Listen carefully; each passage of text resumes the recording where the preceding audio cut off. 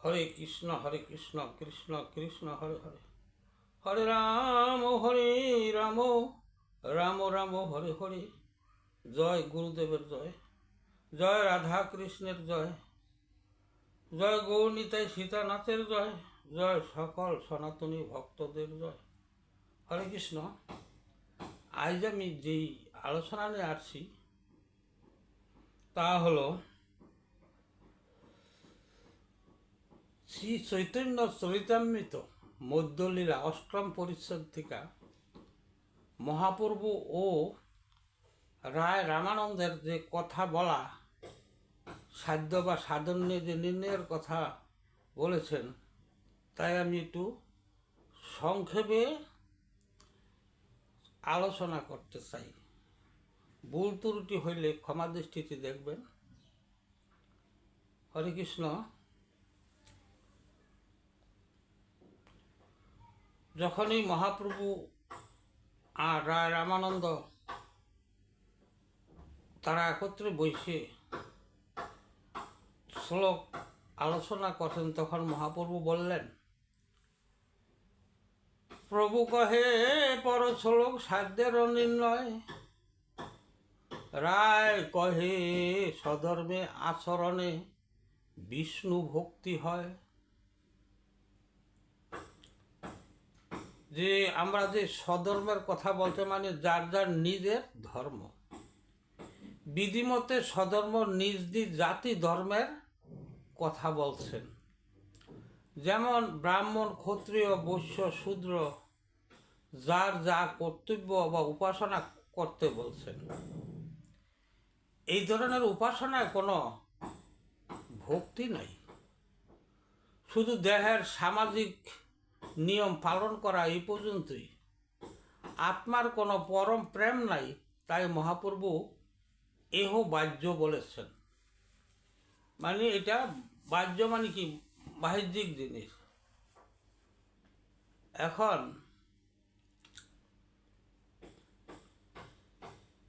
এই যে সাধ্য বস্তুটা, এটি হলো সাধ্য কি, যে যাকে সাধন করে তাই সেটি সাধ্য বস্তু।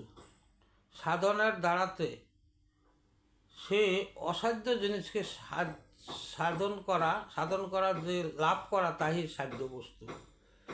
তো রায় রামানন্দ সধর্মের কথা যে বলছেন আচরণ করতে, এই নিজ নিজ ধর্মের কথাই বলছেন। তাই মহাপ্রভু এটাকে বেশি একটা বা অভ্যন্তরিক কিছু বলে নাই, যেটা বাহ্যিক জিনিস। কীরকম? স্বধর্ম যেমন জাতিগত এই ধরনের ধর্ম যারা নিয়ে আসেন, তাদের মধ্যে কিন্তু হিংসা বিদ্বেষ থাইকা যায়, এতে কোনো প্রেম ভক্তি আসে না। তখন তাই মহাপ্রভু বলছে, প্রভু এইটাও বাহ্য, তুমি আগে কহ। আর রায় কহে কৃষ্ণ কর্ময় অর্পণ সাধ্য সার। কৃষ্ণে কর্ম অর্পণ ইহা একটি সাধন, কিন্তু যাহা সাধ্য বস্তু নয়। কৃষ্ণে কর্মফল অর্পণের যে কৃষ্ণের সমস্ত কর্ম অর্পণ করা এবং তার অনুষ্ঠান করা প্রকৃত সাধন।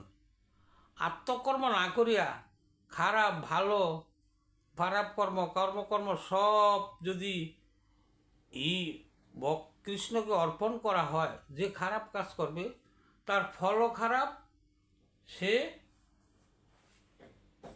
যে ভালো কাজ করে সে ভালো লাভ করতে পারবে।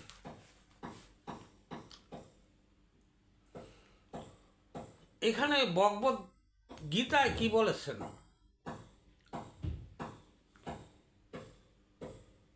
যেমন গীতার নবম অধ্যায় ২৭ নং শ্লোকে কি বলেছেন? যৎ করসি যত স্নাসি যত জয়সি ধদাসি যত পশ্যসি কন্তয় তৎকুরুষ্য মদর্পণম। তুমি যা অনুষ্ঠান করো, যা আহার করো, যা হোম করো, যা দান করো, তপস্যা করে সেই সমস্ত আমাকে অর্পণ করো। এই যে আহার করা, হোম করা, ধান করা, ভগবান এইখানে কিন্তু যে সবই দান করতে বলছে, এর কারণটা কি? কোনো বিচার বোধ না করে সে সরাসরি বলছে, তা আমাকে আমার উদ্দেশ্যে তুমি দান করো। এই বলার উদ্দেশ্য দেহ আত্মা উভয় রক্ষা করার জন্য কর্ম করতে। তাই বলেছেন যে এই যে আমি যদি খারাপ খাবার খাই এবং যজ্ঞ করি, পূজা করি, যেমন ভূতের প্রেতের পূজা করলাম, নানান রকম দান করলাম, অপাত্রে দান করলাম, কিন্তু ভগবান বলছে যা কিছু আছে খারাপ যে দান তাও তুমি আমার কাছে দাও। এটা যেন উদ্দেশ্য হলো যারা কৃষ্ণমুখী না হয়েছে তাদের জন্য এই কথাটা বলা হয়েছে, তারা যেন কৃষ্ণমুখী হতে পারে। কিন্তু এইখানে কিন্তু প্রেম ভক্তির কিছু বলা হয় নাই। রায় রামানন্দ এবং মহাপ্রভু তারা হইল আত্মজগতের, এবং তারা যেই আলোচনা নিয়ে আসছেন তারা হইল বৈষ্ণব বা গৌরীয় বৈষ্ণব যারা, অথবা গৌরীয় ভাব নিয়ে তারা কথা বলতেছে। যেহেতু গৌরাঙ্গ মহাপ্রভু বলছে, তারা কিন্তু এগুলাকে কি বলছে যে এইটাও বাহ্য জিনিস। মহাপ্রভু বলছে এইটা কোনো আন্তরিকতার ভিতরে কোনো কিছু পড়ে না, তাই বলছে যে এটা বাহ্য জিনিস। আর মহাপ্রভু মতে বাহ্য এর কারণটা হইল আত্মার কর্ম না করে কর্ম অর্পণ করে লাভ নাই তো কোনো। আত্মার কাম করলাম না, আমি যা করলাম সব কিছুই অর্পণ করে দিলাম, কিন্তু আসলে এতে কোনো লাভ নাই। আত্মা ছাড়া দেহের অস্তিত্ব নাই। তাই মহাপ্রভু এটাকে বাহ্য বলেছেন বা বাহিরঙ্গের জিনিস। রায় কহে সধর্মতে ভক্তি সাধ্য সার। এইখানে স্বধর্ম ত্যাগর তো জাতি বর্ণের ধর্ম ত্যাগ করা। আসলে বর্ণ কর্মত্যাগ করলে ভগবত ভক্তিতে শরণাগত হওয়া যায় না।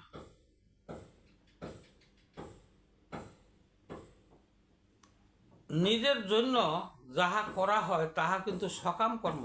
এই সকাম ফল নিজের দুঃখ বিনাশ বিচ্ছেদ অভ্যন্তর বা অন্তর্ভুক্ত হয়ে যায়। এই জন্য স্বধর্ম ত্যাগের পর ভক্তির তারতম্য হয়। তাই মহাপ্রভু এটাকেও বাহ্য জিনিস বলেছেন, কারণ এর ভিতরে যতই স্বধর্ম ত্যাগ করলো কিন্তু ভক্তির কিছু ছাড় আসলো না। হরে কৃষ্ণ। এই গেল আমাদের শ্লোক।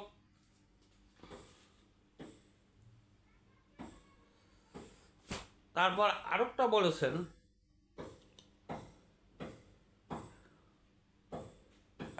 প্রভু কহে এহা বাহ্যই আগ কহ সার। রায় কহে জ্ঞান মিশ্র ভক্তি সাধ্য সার। জ্ঞান মিশ্র ভক্তি মানে উত্তম ভক্তি না, কারণ জ্ঞানের বিচার বোধ আছে। যদি ব্রহ্মজ্ঞান না থাকে তবে ভক্তিতে অগ্রসর হতে পারা যায় না। আমাদের এই জগতে প্রচুর জ্ঞানী আছে, তারা জ্ঞান অর্জন করছেন। কেউ কেউ বৈজ্ঞানিক জ্ঞান, কেউ দার্শনিক জ্ঞান, যতই কিছু অর্পণ করুক না কেন, ওই জ্ঞান যদি ভগবতীয় জ্ঞান না হয় এবং তাতে কিন্তু ভক্তি আসে না। আর জ্ঞানের এমন একটা জিনিস, জ্ঞানের কিন্তু বিচার বোধ আছে। যার জ্ঞান আছে তার কিন্তু বিচার করতে জানে, সে কিন্তু সর্বদা ভালো মন্দ এগুলা বিবেক বিবেচনা করতে পারে। তো বিবেক বিবেচনা করতে গেলে তখন তার কিন্তু ভক্তির দিকে তার মন থাকে না। তাই মহাপ্রভু এইটাকেও বাহ্য বলা হয়েছে, যে এইটা কিন্তু বাহিরের জিনিস। এখন কথা হইল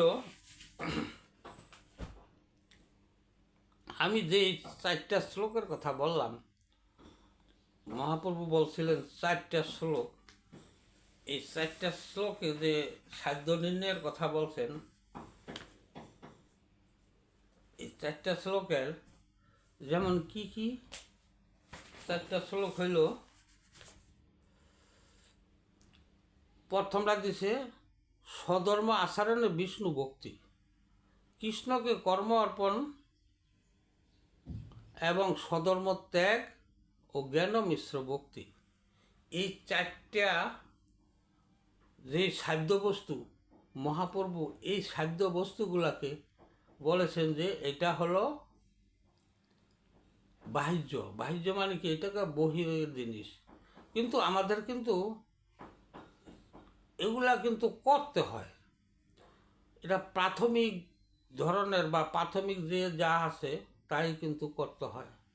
এখন প্রথম যদি আমি এই শুরু না করি তাইলে তো হয় না। কিন্তু রায় রামানন্দ তারা কিন্তু এর ঊর্ধ্ব জগতের, চৈতন্য চরিতামৃতের যে রায় রামানন্দ কথা উল্লেখ করা হয়েছে, সে ছিল কৃষ্ণ প্রেমের,